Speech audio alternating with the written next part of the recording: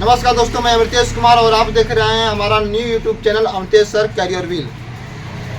दोस्तों, आज हम लोग जो है इंग्लिश ग्रामर का एक सबसे इम्पोर्टेंट टॉपिक पढ़ने वाले हैं और जिसको कहा जाता है कि यह इंग्लिश ग्रामर का ध्रुव होता है, केंद्र होता है।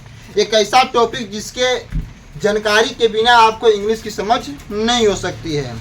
तो आपको भी आप भी सोच रहे होंगे कि ऐसा कौन सा टॉपिक है जिसको समझे बिना हम इंग्लिश की जानकारी प्राप्त नहीं कर सकते हैं, अच्छी तरह से सेंटेंस के भाव को समझ नहीं सकते हैं। तो आइए मैं शुरू करता हूं और वो टॉपिक है टेंस। क्या टॉपिक बच्चों? टेंस अंग्रेजी ग्रामर का, इंग्लिश ग्रामर का एक बहुत महत्वपूर्ण टॉपिक होता है, बहुत महत्वपूर्ण टॉपिक होता है और इसको अच्छी तरह से समझना चाहिए। तो आइए एक एक पॉइंट को समझेंगे हम लोग। आप देख सकते हैं यहाँ बोर्ड पे सब कुछ लिखा गया है, बस इसको समझना है। क्या करना है? समझना है। तो आप लोग देख सकते हैं कि हम लोग का टॉपिक क्या है बच्चों? तो टेंस। क्या टॉपिक है? टेंस। तो सबसे पहले तो आपके सामने यह सवाल उत्पन्न होगा कि टेंस क्या है। टेंस क्या है? तो आप देख सकते हैं कि क्रिया को करने में जो समय लगता है उसे क्या कहते हैं? टेंस कहते हैं। यानी टेंस को ही हिंदी में बोलते हैं काल। क्या बोलते हैं? काल कहते हैं। अब इंग्लिश में परिभाषा क्या होगा? तो the time taken to perform an action is called tense. पढ़ने आएगा जी? जरा पढ़िएगा तो बोलिए क्या लिखा है?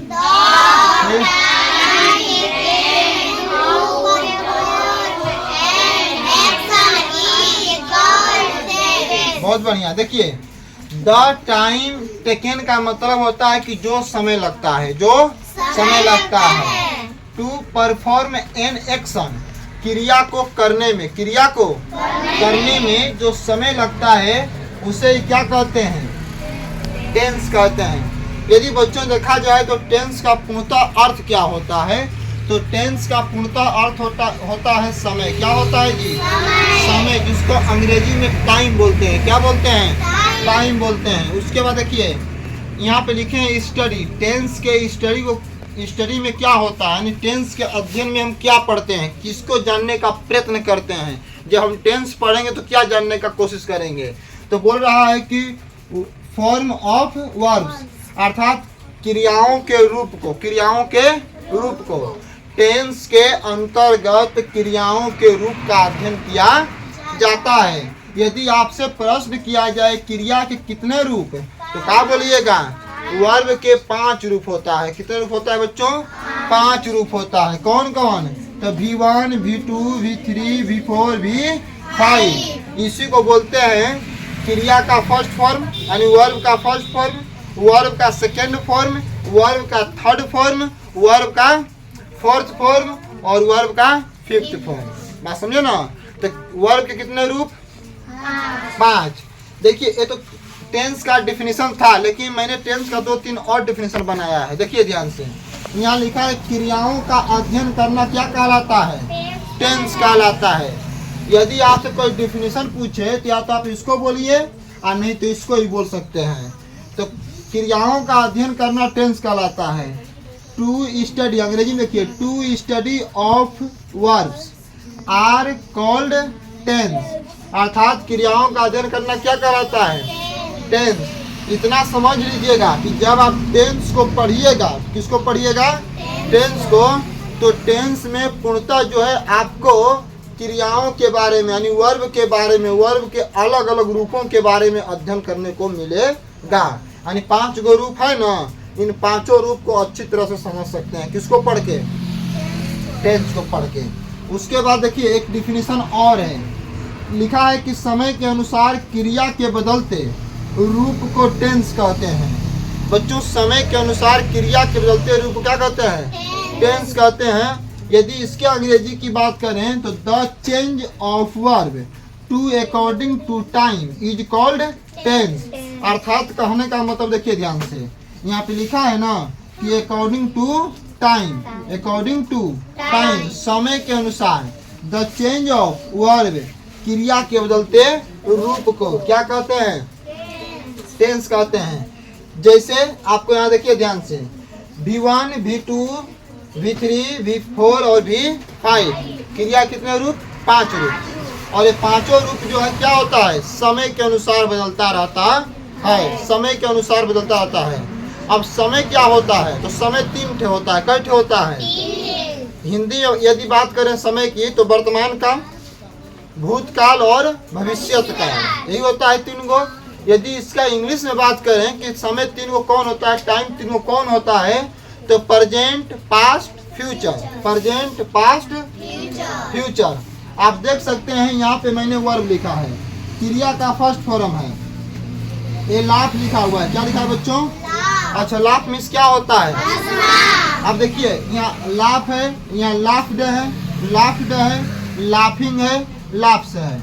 मतलब देखिए ध्यान से, क्रिया का प्रत्येक रूप समय के अनुसार क्या कर रहा है, बदल रहा है। उसके बाद देखिए दूसरा उदाहरण, यहाँ पे ईट है। ईट मीन्स क्या होता है? अब देखिए V1 में ईट है, V1 में ईट है। V1 को प्रेजेंट बोलते हैं, आगे बताएंगे। V1 को क्या बोलते हैं? प्रेजेंट। V2 को क्या बोलते हैं? पास्ट। V3 को क्या बोलते हैं? देखिए ध्यान से यहाँ पे लिखे हैं, पास्ट पार्टिसिपल। V4 को क्या बोलते हैं? Present participle. V5 को क्या बोलते हैं? तो प्रेजेंट। क्या बोलते हैं? तो बच्चों देखिए ध्यान से, ईट मीन्स होता है खाना। क्या होता है?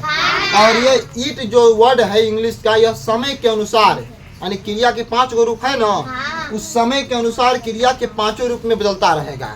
ईट मीन्स क्या होता है? ईट मीन्स क्या होता है?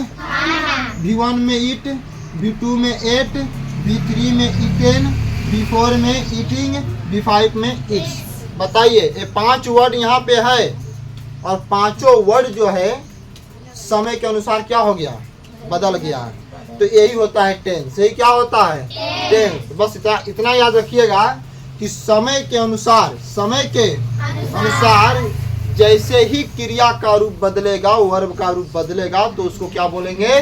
तो टेंस कहते हैं। यदि बच्चों बात करें हम और आगे बढ़कर कि टेंस के कितने टाइप होते हैं, टेंस के कितने टाइप होते हैं, टेंस कितने प्रकार के होते हैं, तो कितने प्रकार के होते हैं? 3। Present tense, past tense, future tense. Present tense, past tense, future tense, ये टेंस के 3 टाइप होते हैं। फिर आगे देखिए, टेंस में वर्ब्स के रूप का अध्ययन किया जाता है, जैसा कि आपको यहाँ पे हम बताए थे ना बच्चों। अब वर्ब्स के कितने रूप होते हैं? वर्ब्स के कितने रूप होते हैं? कितने रूप होते हैं? 5। वर्ब के कितने रूप? 5। कौन कौन? बोलिएगा मेरे साथ। V1, V2, V3, V4, V5। एक वर्ब्स के 5 रूप हैं। किसके रूप हैं? वर्ब्स के 5 रूप हैं। V1 को क्या बोलते हैं? इसको बोलेंगे प्रेजेंट टेंस का फॉर्म, प्रेजेंट टेंस का फॉर्म। V2 को बोलेंगे पास्ट टेंस का फॉर्म। V3 को बोलेंगे पास्ट पार्टिसिपल टेंस का फॉर्म। V4 को बोलेंगे प्रेजेंट पार्टिसिपल टेंस का फॉर्म। V5 को बोलेंगे प्रेजेंट। बहुत बढ़िया। देखिए इसको ऐसे भी याद कर सकते हैं, V1 को, V2 को। देखिए V3 का ओरिजिनल नाम पूछे तो 2 ठे होता है, एक होता है परफेक्ट और एक होता है पैसिव। V3 के 2 नाम, V3 के 2 नाम, परफेक्ट और पैसिव। देखिए परफेक्ट कब होगा, तो कहीं भी इंग्लिश सेंटेंस में कहीं भी यदि आपको दिखे कि हैव का फॉर्म, किसका फॉर्म? और उसके बाद V3 रहेगा, हैव का फॉर्म प्लस V3 के रूप में कोनो सेंटेंस अगर आ गया, उस सेंटेंस के अंदर हैव प्लस V3 है, तो बस समझ लेना किसी भी टेंस का रहेगा वो परफेक्ट में ही रहेगा। किस में रहेगा? परफेक्ट में। और किसी भी सेंटेंस में बी का फॉर्म और V3 आ गया, बी का फॉर्म और V3 आ गया, तो समझ लेना कि वो पैसिव है। क्या है बच्चों? पैसिव। देखिए पैसिव जो होता है वॉइस का भाग होता है। किसका भाग होता है? हाँ, पैसिव जो होता है 2 प्रकार का। कौ प्रकार का जी? एक होता है एक्टिव। क्या होता है? एक होता है एक्टिव जो होता है, तो टेंस को पूरा पढ़ लीजिए। किसको पढ़ लिए? एक्टिव को। किसको पढ़ लिए? आप पैसिव को पढ़ने के लिए कुछ मंत्र जानना पड़ेगा। क्या जानना पड़ेगा? मंत्र मतलब कि नियम कानून जानना पड़ेगा, समझे ना। तो उसी पैसिव की हम बात कर रहे हैं। बी का फॉर्म प्लस V3 दिख जाएगा तो कहना कि ये पैसिव वॉइस है। कौन वॉइस है? पैसिव वॉइस है। अगर बी का फॉर्म V3 नहीं रहेगा तो कहना कि एक्टिव वॉइस है। क्या है? एक्टिव वॉइस है। क्या है बच्चों? तो V3 का दो नाम परफेक्ट और B4 को क्या बोलते हैं? कंटिन्यूअस। और एक कंटिन्यूअस कैसे बनता है? तो V1 यानी क्रिया के फर्स्ट फॉर्म में, वर्ब के फर्स्ट फॉर्म में क्या जोड़ देंगे? ing। ध्यान से देखिए ना, यहाँ पे जो V4 है इसको बोलते हैं कंटिन्यूअस। V1 में क्या जोड़ दिया गया है?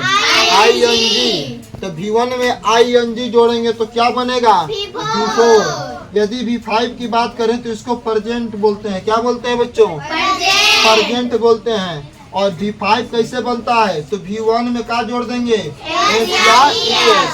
V1 में S या ES जब जोड़ेंगे तो क्या बनेगा? क्या बनेगा? V5। एक चीज और समझ लीजिएगा बच्चों, एक चीज और कि जो V1 होता है ये प्लूरल होता है। क्या होता है जी? प्लूरल। और V1 प्लूरल होता है और V5 जो होता है क्या होता है? सिंगुलर। क्या होता है? हमेशा याद करके रखिएगा। क्रिया का फर्स्ट फॉर्म प्लूरल मतलब बहुवचन में, और क्रिया का फिफ्थ फॉर्म यानी पांचवा रूप, क्रिया का पांचवा रूप सिंगुलर होता है। क्या होता है? मतलब एक वचन में होता है। बोलिए समझ में आया कि नहीं आया? पक्का? यदि बच्चों इतना याद कर लीजिएगा, इसके बाद अभी हम लोग थ्योरी में ही पढ़ेंगे। अभी प्रेजेंट, पास्ट और टेंस पर नहीं जाएंगे। इस टेंस को अच्छी तरह से समझने के लिए एक एक थ्योरी को समझना जरूरी है। बस में ना तरीका कुछ ऐसा हम लोग पढ़ने वाले हैं कि जिसको अगर अच्छी तरह से पढ़ लीजिए, समझ लीजिए, तो आपको कोई दिक्कत टेंस का स्ट्रक्चर निकालने में नहीं होगा। आप बस टेंस पढ़िए और वॉइस का पूरा स्ट्रक्चर निकल के आएगा। टेंस का तो बनबे करेगा, साथ ही कौन बन जाएगा? वॉइस भी बनेगा। कौन बनेगा? वॉइस। तो बाकी सब अगले वीडियो में। धन्यवाद।